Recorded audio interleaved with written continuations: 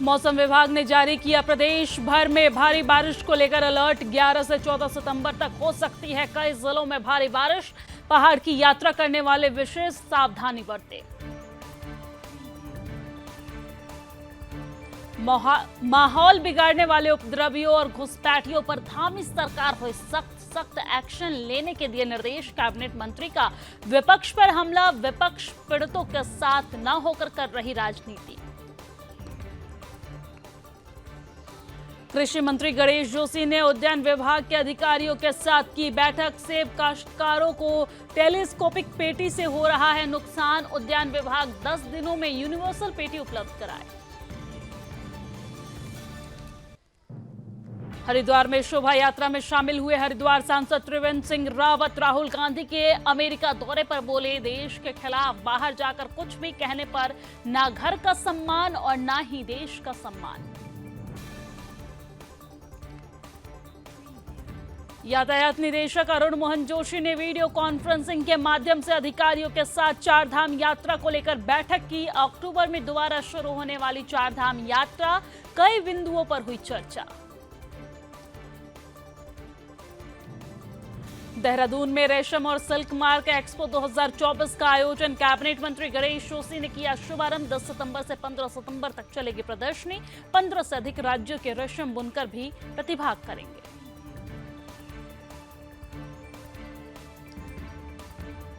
देहरादून में सीबीआई ने की बड़ी कार्रवाई। एलआईसी असिस्टेंट एग्जीक्यूटिव इंजीनियर रिश्वत लेते हुए गिरफ्तार। 15,000 रुपए की रिश्वत लेते पकड़ा गया। ठेकेदार ने सीबीआई को शिकायत की थी।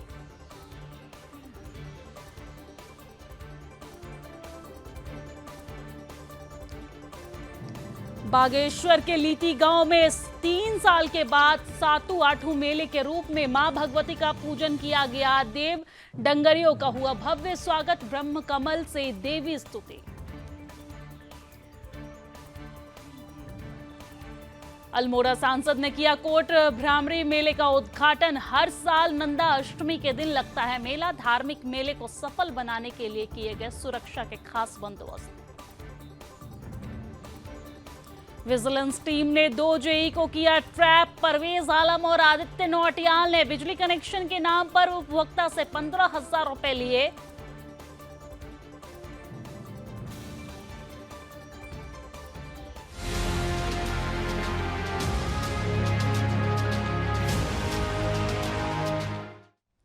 नमस्कार, सुदर्शन न्यूज पर अपना उत्तराखंड देख रहे हैं आप। मैं हूं आपके साथ दिव्या सिंह। बुलेटिन की शुरुआत बड़ी खबर के साथ करेंगे। बड़ी खबर आपको बता दें कि विजिलेंस टीम ने 2 लोगों को ट्रैप किया है। जेई परवेज आलम और आदित्य नौटियाल को ट्रैप किया गया है विजिलेंस टीम के द्वारा। और आपको बता दें कि बिजली कनेक्शन के नाम पर उपभोक्ता से ठगी का यह पूरा मामला है। उपभोक्ता से लिए थे 15,000 रुपए। ये बड़ी जानकारी हम आप तक पहुंचा रहे हैं, जहां पर विकास नगर के हरवटपुर बिजली घर का यह पूरा मामला है, जहां पर आरोपियों से पूछताछ विजिलेंस की टीम कर रही है। शाम 7 बजे से जारी है कार्रवाई। देर रात तक ये कार्रवाई चली है। आपको बता दें कि विजिलेंस विभाग को मिल रही थी लगातार शिकायतें, जिसके बाद ये कार्रवाई की गई है।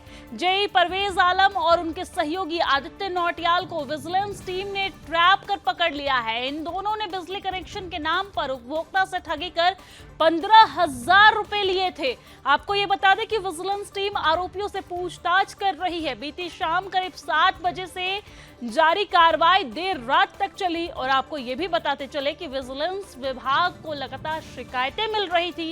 ये पूरा मामला विकास नगर के अंतर्गत हरवटपुर बिजली घर का है।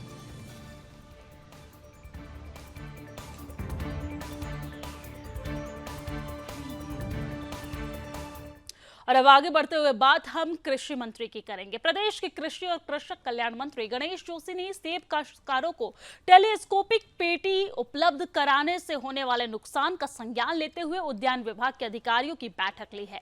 बीते मंगलवार को देहरादून स्थित कैंप कार्यालय में आहूत बैठक के दौरान कृषि मंत्री गणेश जोशी ने अधिकारियों को निर्देशित किया कि प्रदेश में यूनिवर्सल पेटी के माध्यम से सेब का विपणन किया जाए। कृषि मंत्री ने कहा कि टेलीस्कोपिक पेटी देने से सेब काश्तकारों को नुकसान होने की आशंका के दृष्टिगत उन्हें अगले 10 दिवस के भीतर यूनिवर्सल पेटी दी जाए ताकि बागवानों की आय में वृद्धि हो। उन्होंने पेटी की डिजाइनिंग और उसमें प्रयोग होने वाली निर्माण सामग्री पर भी विशेष ध्यान दिए जाने के निर्देश दिए हैं।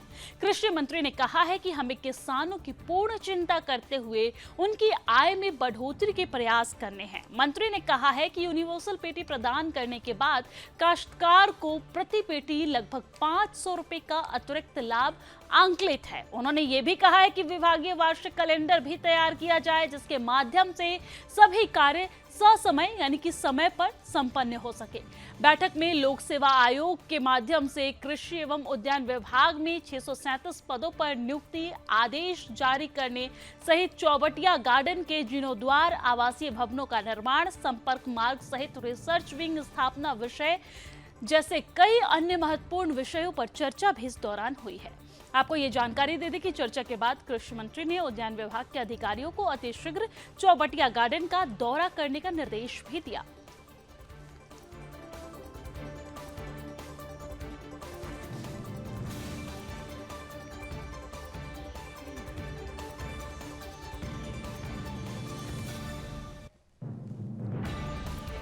और चलिए आगे बढ़ते हुए बात अल्मोड़ा सांसद की करेंगे। अल्मोड़ा से सांसद अजय टम्टा ने कत्यूर घाटी के ग्रामीणों की कुल देवी कोट भ्रामरी मंदिर में स्थानीय मेले का उद्घाटन किया है। कत्यूर घाटी में हर साल नंदा अष्टमी के दिन कोट भ्रामरी के मंदिर में भव्य रात दिन के स्थानीय मेले का आयोजन किया जाता है।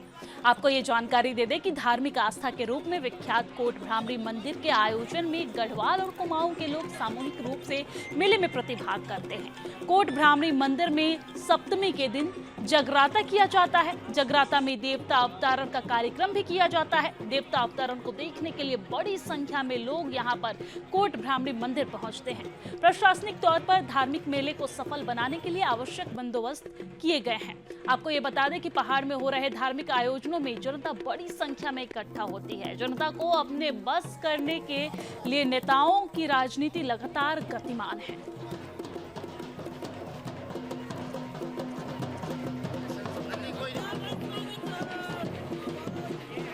शक्ति का ये महापीठ जो हम सबकी कुलदेवी है और कत्यूर वंशजों की देवी के रूप में जिनकी मान्यता बहुत ज़्यादा रही है और उसके बाद चंद वंश राजाओं की कुलदेवी के रूप में माँ कोट भ्रामरी को मान्यता पहले से ही सिद्ध के रूप में मिली है और इसलिए ये स्थान अपने आप में बहुत ही पवित्र स्थान है। ये पूरे बागेश्वर, अल्मोड़ा, गेवाड़, उधर ग्वालदम, ये सारे कुमाऊं और गढ़वाल का ये जो केंद्र है, इस केंद्र के स्थान में मां का स्थापना है और इस स्थापना के आज के शुभारंभ के शुभ अवसर पर हजारों सालों से जिनका आशीर्वाद हम सबके परिवारों में रहा है, मां हमेशा हम सबकी रक्षा करती है। कि हमारी कुलदेवी, पूरे कत्यूर घाटी की कुलदेवी मां कोट भ्रामरी का, मां नंदा का ये मेला कल हमारे षष्ठी के दिन से प्रारंभ हुआ और आज इसका विधिवत रूप से हमारे यहाँ के लोकप्रिय सांसद और भारत सरकार में मंत्री आदरणीय अजय टम्टा जी ने इसका विधिवत रूप से शुभारंभ इस मेले का करा। और ये मेला हमारा बहुत वर्षों से ये मेला रहा है। जहाँ इस मेले का धार्मिक स्वरूप है, वहीं कुमाऊं गढ़वाल की एक मेल मिलाप का भी ये मेला रहा है। और कत्यूर वंश से लेकर हमारे चंदवंशी राजाओं के समय से लेकर उसके बाद लगातार माँ भ्रामरी का आशीर्वाद पूरे कत्यूर घाटी नहीं, अभी तो मैं कह सकता हूँ पूरे गढ़वाल और इधर बागेश्वर के दूर दराज के लोग, इधर अल्मोड़ा जनपद के दूर दराज के लोग भी इस मेले में आते हैं। मैं माँ भगवती से प्रार्थना करूँगा कि सबकी मनोकामना माँ भगवती पूरी करे। जो है आज कोट भ्रामरी देवी का नंदा अष्टमी का मेला है। भाद्रव शुक्ल पक्ष की सप्तमी का आज दिन है। यहाँ पर केले का वृक्ष लाया जाता है, उसका जो है देवी की जो है उसको देवी बनाई जाती है, उसमें पूरा जेवरात पहनाया जाता है। माँ उनको दर्शन देती है तो माँ सभी भक्तों का मनोकामना पूर्ण करती है, इसलिए यहाँ पर जनता आती है। यही इसका है मुख्य कोट भ्रामरी देवी के नाम से जाना जाता है। सर यहाँ की कुछ व्याख्यात पुरानी व्याख्या तो यह है कि श्री माँ ऐसी कोट भ्रामरी देवी के नाम से जाना जाता है। मुख्य मंदिर कोट भ्रामरी के नाम से है क्योंकि भौरे का रूप धारण करके देवी ने जो है अरुण नामक दैत्य का वध किया था, इसीलिए इसको कोट भ्रामरी कहा जाता है।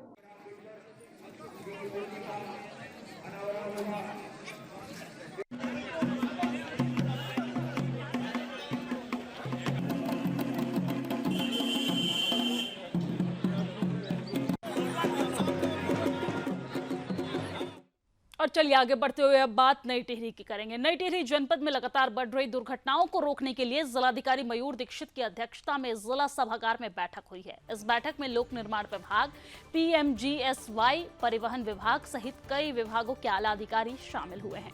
जिलाधिकारी ने बैठक कर दुर्घटनाओं को रोकने के लिए सख्त कदम उठाने के निर्देश दिए हैं। आपको ये भी बता दें कि साथ ही कहा है कि लापरवाही पर अधिकारियों के खिलाफ सख्त कार्रवाई होगी। आपको बता दें आगे जिलाधिकारी ने यह कहा है कि जो भी बिना हेलमेट या सीट बेल्ट के चलता दिखाई दे उस पर तत्काल कार्रवाई की जाए।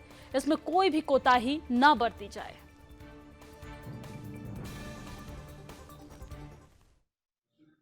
जो 9 पहाड़ी जनपद है उनमें सबसे ज़्यादा जो नेशनल हाईवे इसका जो स्ट्रेच है वो टेहरी गढ़वाल में ही है। तो जो पहाड़ी जनपदों में एक्सीडेंट्स का जो नंबर है वो हिस्टोरिकली टेहरी में ज़्यादा रहा है, लेकिन फिर भी पिछले साल के मुकाबले एक्सीडेंट्स और तो बढ़े, लेकिन हमने जो प्रयास किए हैं उससे जो मृतकों का नंबर है उसमें गिरावट दर्ज की गई है। तो हमारा प्रयास ये है कि अगर एक्सीडेंट हो रहा है तो हमारा जो रिस्पांस फास्ट हो और मृतकों की संख्या में गिरावट हो, तो उसमें हम कुछ हद तक सक्सेसफुल हुए हैं। लेकिन चूंकि चारधाम रूट दोनों गंगोत्री के भी और केदारनाथ बद्रीनाथ के हमारे जनपद से जाते हैं, साथ ही काफ़ी लंबी स्टेट हाईवे भी हैं, तो उसके क्रम में सड़क सुरक्षा में क्या क्या कार्य किए जा सकते हैं इसके बारे में भी और कार्य जो प्रस्तावित किए गए उनका अनुमोदन किया गया है। और जो हेलमेट का प्रयोग हो, चेकिंग बढ़ाई जाए और साथ ही जो नाबालिग हैं या फिर जो जिनके पास लाइसेंस नहीं है वो भी गाड़ी का प्रयोग ना करें।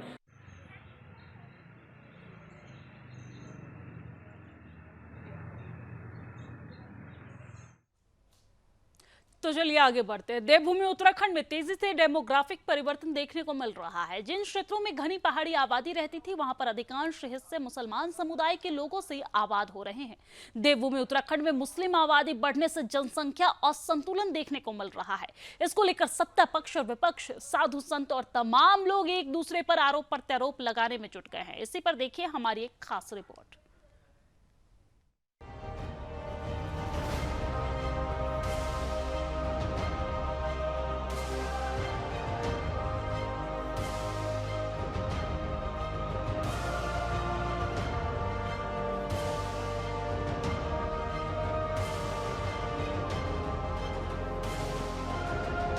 देवभूमि उत्तराखंड की शांत वादियां अब तेजी के साथ अपराधियों की शरण स्थली बनती जा रही है। अपराध करने वालों में अधिकांश एक ही समुदाय के लोग यानी मुस्लिम शामिल हैं।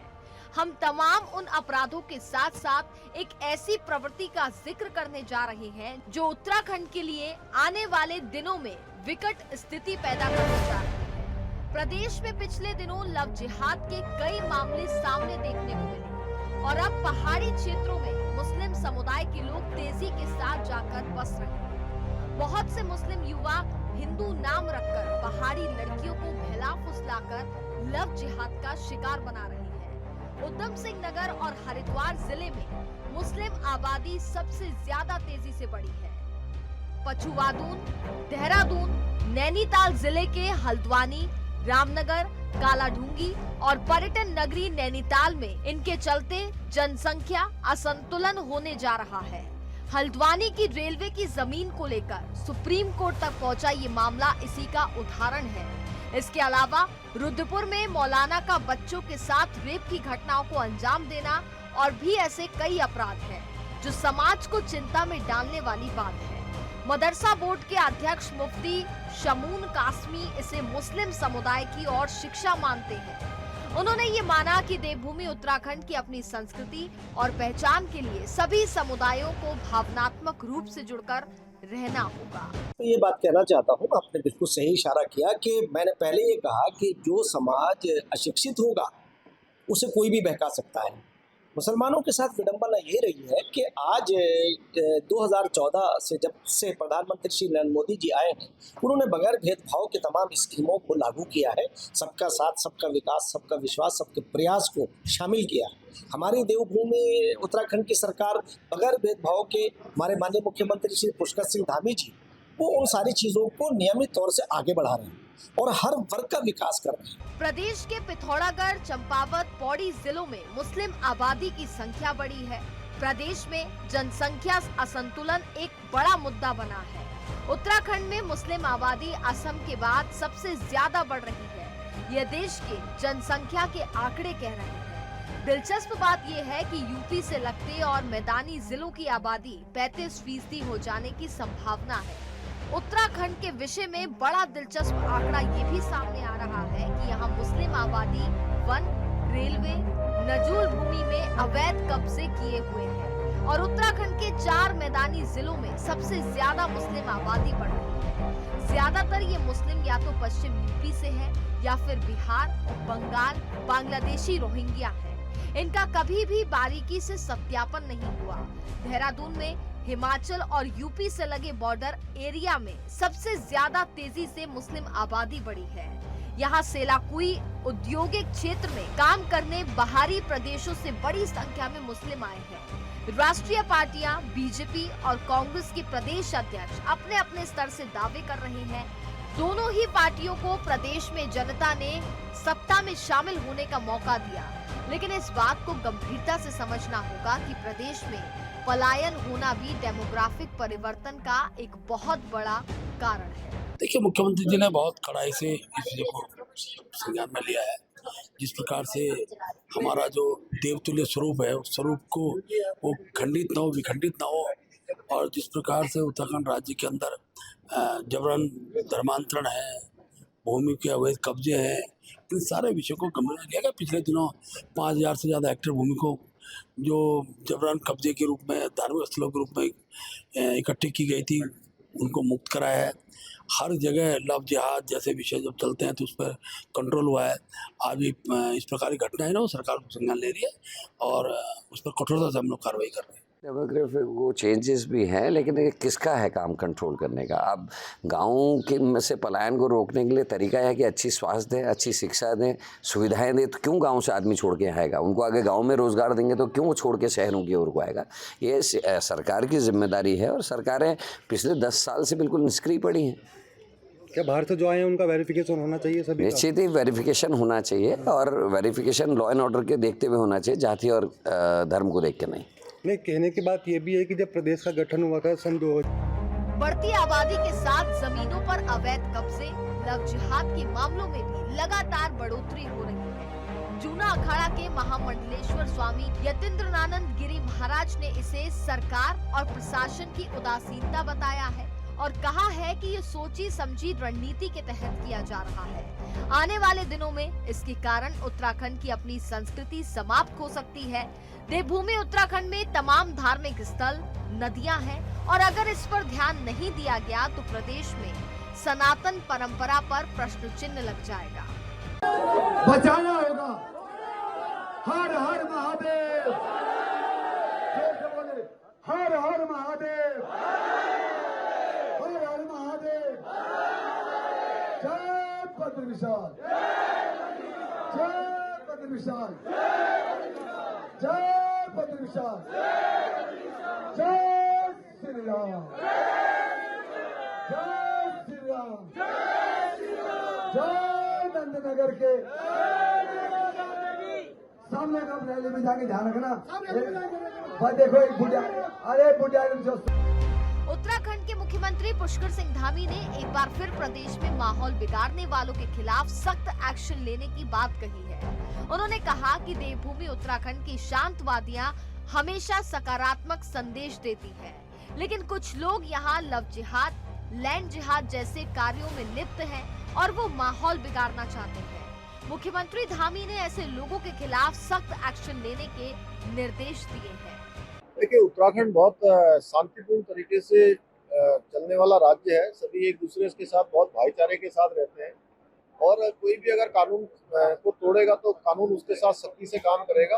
हाँ, लेकिन ये जरूर है कि कुछ लोग लव जिहाद और लैंड जिहाद को अपना एक सुनियोजित एम मानकर जो काम कर रहे हैं, उनको उनके लिए निश्चित रूप से उनको समझ लेना चाहिए कि किसी भी कीमत पर हम यहाँ की अपनी बहन बेटियों को कहीं पर भी जो है ऐसा नहीं होने देंगे, उनके साथ धोखा नहीं होने देंगे और कोई भी करेगा तो कानूनी प्रक्रिया के तहत उस पर कठोर कार्रवाई होगी। वहीं वक्फ बोर्ड की चेयरमैन शादाब शम्स ने ऐसे अपराधों में संलिप्त मुस्लिम समुदाय के लोगों को चेतावनी भी दी, इससे सजग रहने के लिए आह्वान भी किया। उनका कहना है कि जो लोग पहाड़ की संस्कृति, पहाड़ की परंपरा और पहाड़ के लोगों की भावनाओं की कद्र करते हैं, वे यहाँ भावनात्मक रूप से जुड़े हैं, लेकिन जो लोग यहाँ के भावनाओं के विपरीत हैं, वे लव जिहाद और अन्य आपराधिक घटनाओं को अंजाम देते रहेंगे।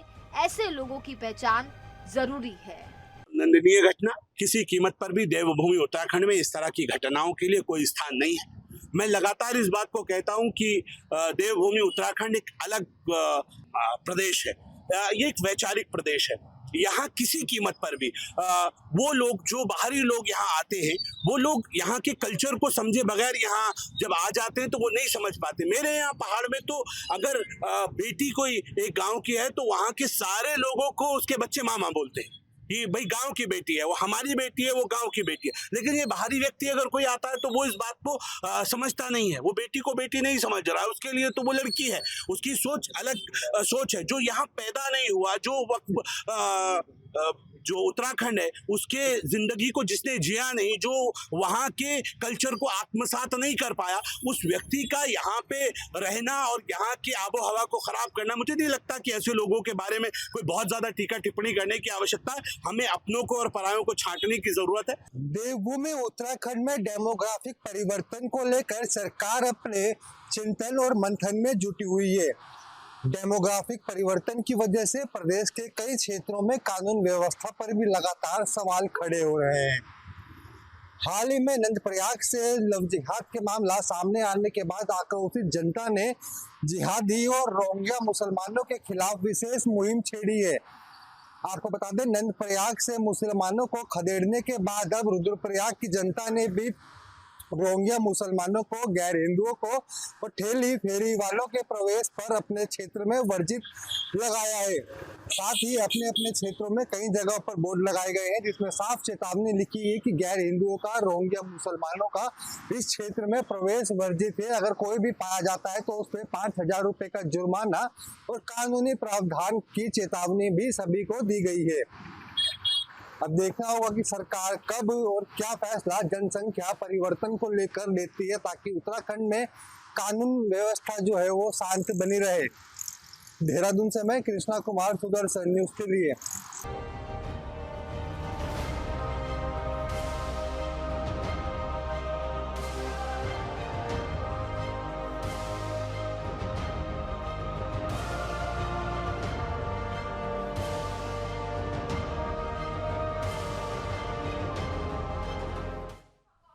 और चलिए आगे बढ़ते हुए बात राहुल गांधी की करते हैं। नेता प्रतिपक्ष राहुल गांधी द्वारा अमेरिका दौरे के दौरान आर्थिक विषमता और बेरोजगारी जैसे मुद्दे को लेकर उठाए जाने को लेकर भारतीय जनता पार्टी राहुल गांधी पर हमलावर है। हरिद्वार के सांसद त्रिवेंद्र सिंह रावत का कहना है कि राहुल गांधी के नाना जवाहरलाल नेहरू ने कश्मीर के मुद्दे को यूएनओ को सौंपा था। आपको बता दें कि आज राहुल गांधी भी वही काम कर रहे हैं, ऐसा त्रिवेंद्र सिंह रावत का कहना है। देश के खिलाफ अगर कोई बात बाहर जाकर की जाती है तो ना तो घर का सम्मान होता है और ना ही देश का सम्मान होता है, बल्कि ये देशवासियों का अपमान होता है।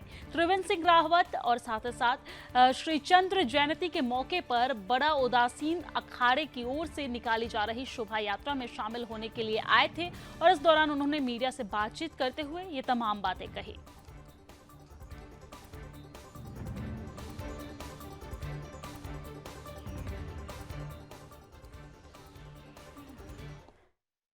उनके नाना जी ने कश्मीर की समस्या को यूएनओ के हवाले किया है और आज भी राहुल गांधी भी वही काम कर रहे हैं। देश का खिलाफ या देश के अगर कोई बात है तो अपने घर में कहिए, आप दुनिया को जाकर क्यों बताना चाहते हैं? ये देशवासियों का अपमान है। देशद्रोह की बात हो रही है। गिरिराज सिंह जी ने कहा उन पे देशद्रोह का मुकदमा होना चाहिए। अब गिरिराज जी ने क्या कहा मैंने सुना नहीं है, लेकिन इस तरह की जो हरकतें हैं वो ठीक नहीं है। यातायात निदेशक और पुलिस महानिरीक्षक अरुण मोहन जोशी ने अक्टूबर में दोबारा शुरू होने वाली चारधाम यात्रा को लेकर वीडियो कॉन्फ्रेंसिंग के माध्यम से अधिकारियों के साथ बैठक की है। बैठक में उन्होंने चारधाम यात्रा में पार्किंग, भूस्खलन प्रभावित क्षेत्र, यातायात व्यवस्था समेत कई बिंदुओं पर चर्चा भी की है। इस दौरान उन्होंने यात्रा मार्गों पर पड़ने वाले सभी व्यापार स्थलों में यात्रियों के रुकने की क्षमता पर डाटा तैयार करने को कहा है। इसके साथ ही उन्होंने निर्देश भी दिए हैं कि चारों धामों में दर्शन के लिए यात्री लंबी कतार में खड़े न रहे, इसके लिए टोकन व्यवस्था पर विचार किया जाए। डिस्प्ले के माध्यम से टोकन नंबर दर्शाने की व्यवस्था की जाए। साथ ही यात्रा प्लान को आर्थिकी से कैसे जोड़ा जाए जिससे स्थानीय व्यापारियों को भी इसका लाभ सीधे तौर पर मिल सके, इसके लिए योजना बनाई जाए।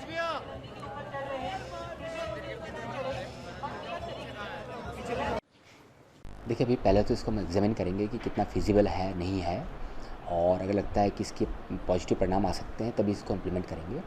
अगले साल की जो यात्रा है उसको लेकर के इसको हमने प्रपोज़ किया है, इसको एग्जामिन करवा रहे हैं।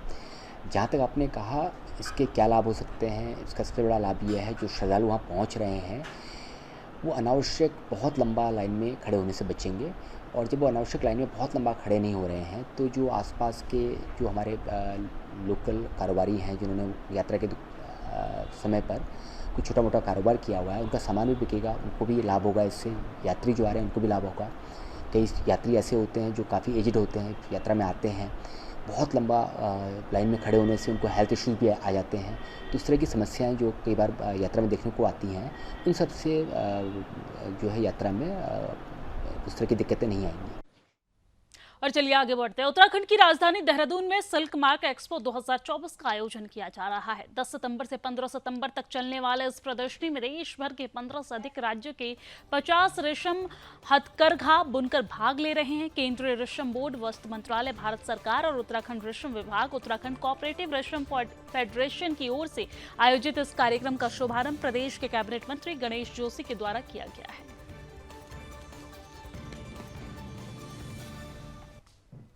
और अपना उत्तराखंड की खबरों में फिलहाल इतना ही, लेकिन देश और दुनिया की तमाम खबरों के लिए आप देखते रहिए सुदर्शन न्यूज। जय हिंद।